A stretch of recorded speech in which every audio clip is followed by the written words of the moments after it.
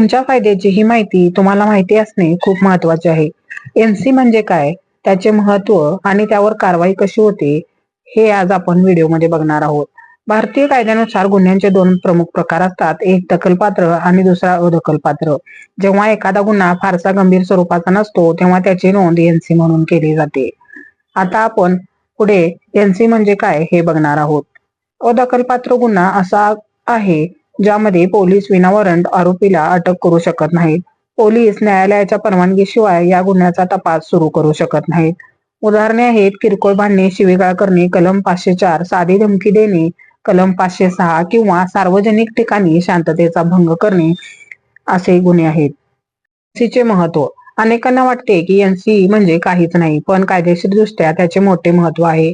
पुराव्याचा record. भविष्यात जर तोच वाद वाढला किंवा गंभीर स्वरूप धारण केले तर आधी एनसी हा एक महत्वाचा पुरावा ठरतो. प्रतिबंधात्मक कारवाई.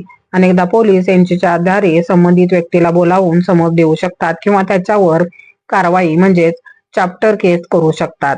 आता आपण पुढे बघणार आहोत एनसी वर कारवाई कशी होते.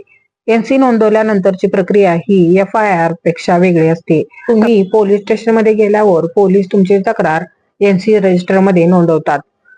पोलिसांना एनसीची एक प्रत तक्रारदाराला मोफत देणे बंधनकारक असते.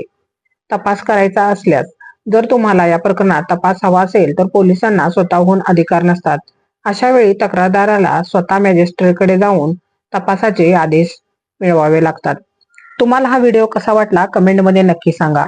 धन्यवाद.